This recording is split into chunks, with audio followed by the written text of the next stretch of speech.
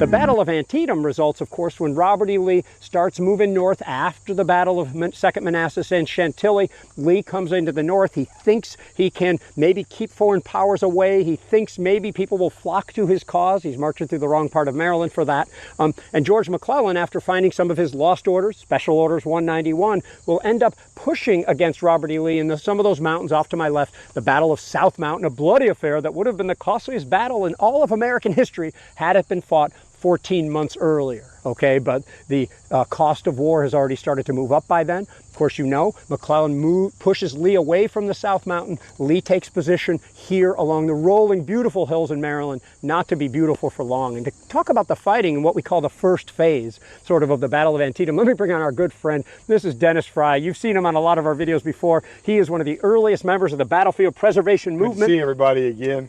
And of course, longtime ranger, author, guide, good friend. I'll stop there. Hey, buddy. Take it away, man. Well, we going for the hug? Yes, sir. Yeah, all right. And co-founder of American Battlefield Trust. Co-founder of our predecessor organization. Our organization, yes. And he was involved here at Antietam early on. Come on, let's do this. 40 years ago. Yeah, this is my battlefield. This is my home battlefield. Literally, I have roots in the ground here. My mother's maiden name is Poffenberger, and the Poffenberger families own much of the ground that you can see around us. And so this is truly a home place for me. I have roots, deep roots here in this area dating back to the 1760s and 1770s. And so Antietam is more than a place. It is my roots, it is my soul. And I always feel when I come here, I feel just as you do. Antietam is one of the best preserved battlefields in the National Park system. It looks a lot like it did. Many soldiers could come back here today and be able to stand at a place and say, I recognize this place, I know this place, because it's changed in many cases so little. But keep in mind, as Gary points out, what we're talking about here is not a happy affair. It's an invasion. It's an invasion of the United States of America by a Confederate States Army. And I just want to make sure you understand, General Lee didn't come here, put his finger on the map, point out the Antietam Creek and say, I intend to fight here. No, no, no. This is pure happenstance. It's completely because of confrontation of two moving armies that just happened to move and lodge against each other right here. And so this was not planned.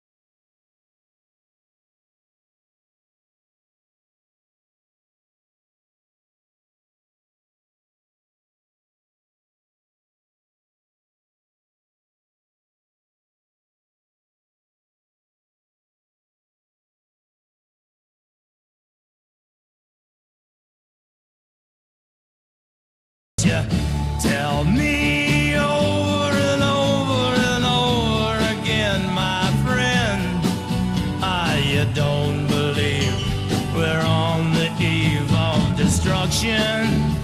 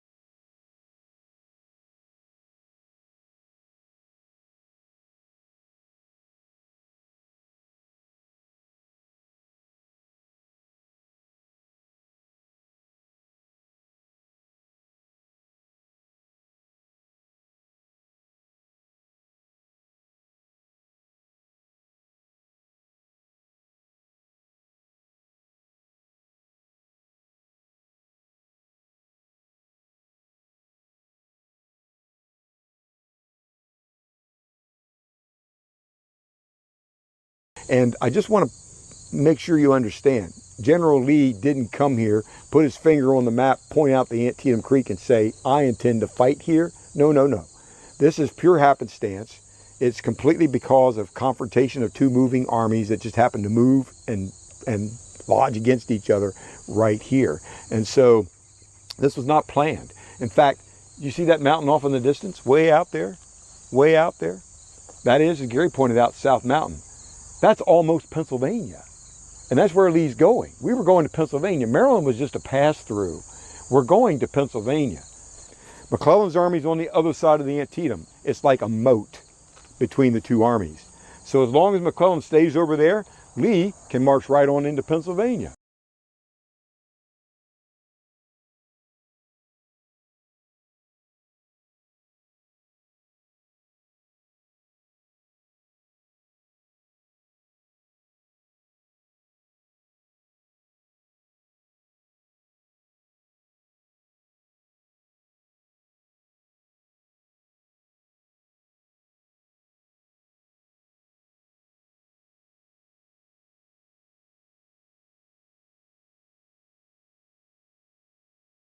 Fools rush in where angels fear to tread.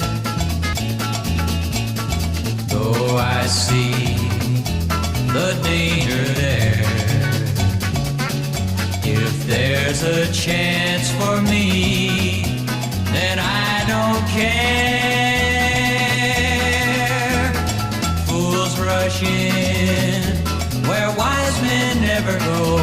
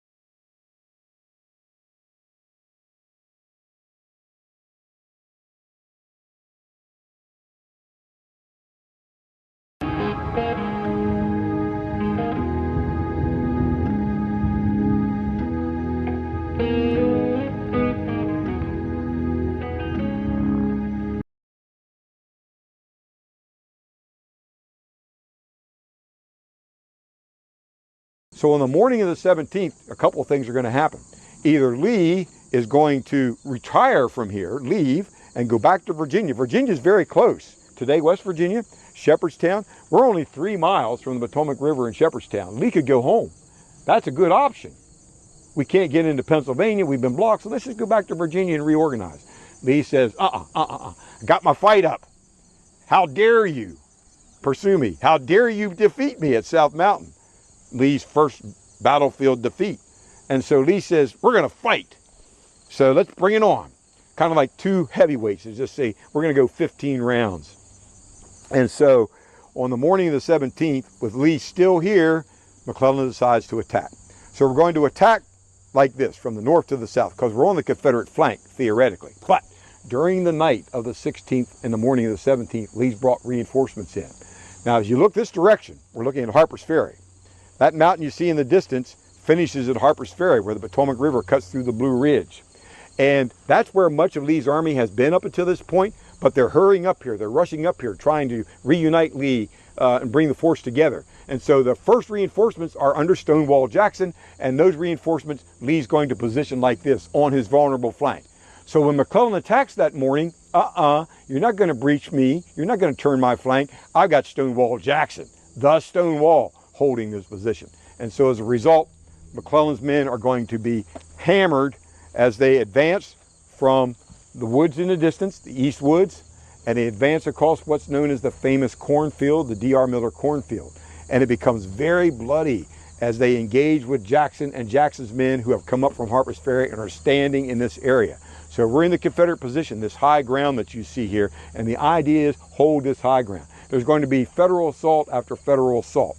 We're going to have Joe Hooker with his Union First Corps bringing in division after division after division. We've got Joe Mansfield with the Union 12th Corps coming with his 2 divisions. 4 of those 5 divisions are going to attack from the East Woods across the cornfield, and Lee's going to hold, but barely hold.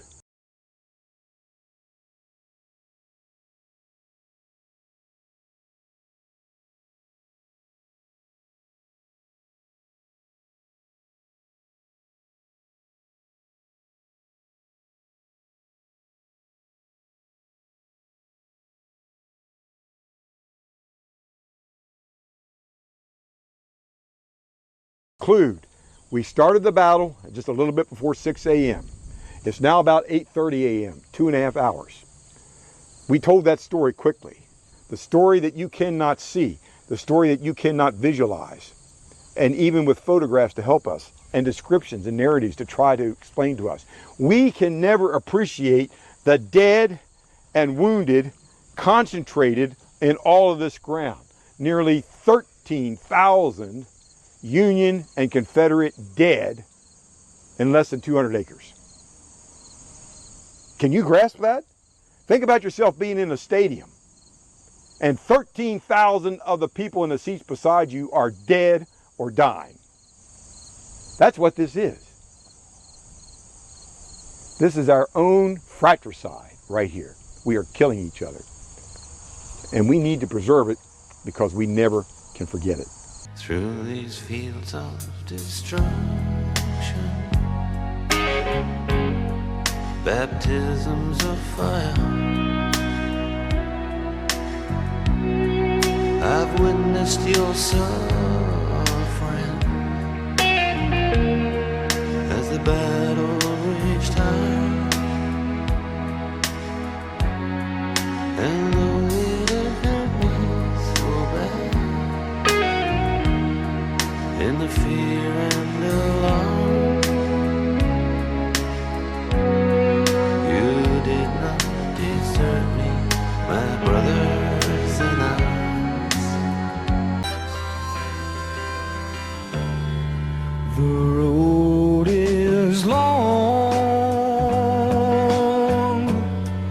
with a many a winding tongue that leads us to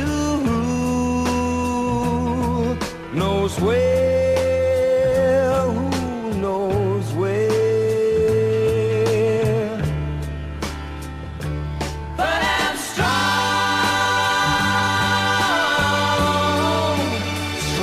enough to carry him. He ain't heavy, he's my brother.